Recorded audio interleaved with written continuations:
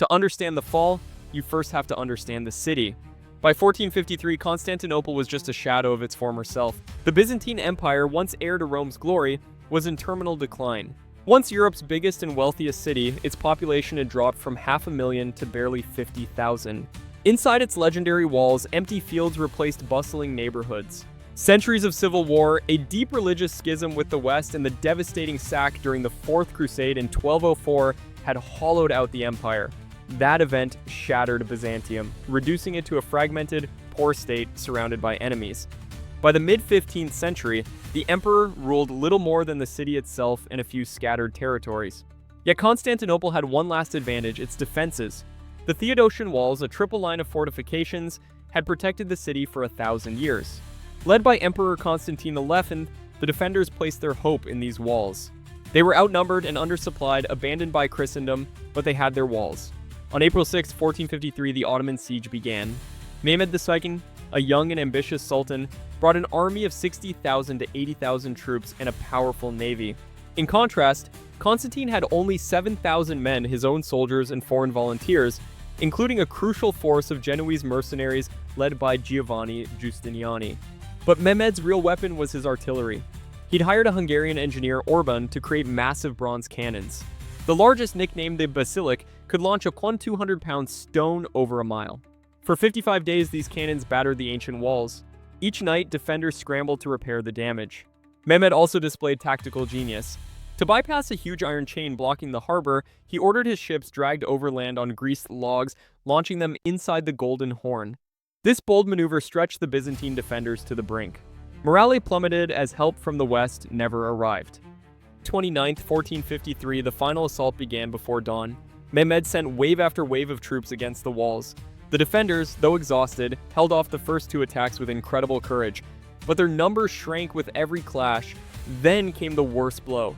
Giustiniani was mortally wounded and had to be carried from the fight. In the chaos, something legendary happened, or didn't. According to the historian Ducas, a group of Ottoman soldiers found a small, unsecured gate called the Kirkaporta, left open in the frenzy. They slipped inside, raised the Ottoman flag, and triggered panic. Defenders believed they'd been flanked and fled their posts to save their families. This broke the defense. The Janissaries surged through the breaches. Emperor Constantine was last seen casting off his imperial robes and charging into battle, dying with his soldiers. After more than 1,500 years, the Roman Empire was gone. So, was this unlocked gate the biggest military blunder in history? It's a dramatic tale, a world-changing defeat caused by someone forgetting to lock a door. But it's probably not true. Ducas wasn't an eyewitness, and other sources, including Latin defenders, don't mention it. Turkish historians have long rejected the story, arguing that the city fell because of superior Ottoman strategy and overwhelming force. And the evidence backs that up. The defenders were outnumbered 10 to 1. They faced revolutionary artillery. They were cut off from reinforcements. The siege was already a doomed cause. That they held out for 55 days is remarkable, not incompetent. To call it history's biggest blunder ignores greater disasters like Napoleon invading Russia, Hitler's Operation Barbarossa, or the Roman army's encirclement at Cannae. Those were vast strategic miscalculations. The Kirkaporta story, if true, was a tactical slip in a battle already lost. The real blunder wasn't a gate left ajar, it was the West's failure to unite and send help. That was the fatal mistake that allowed Constantinople to fall.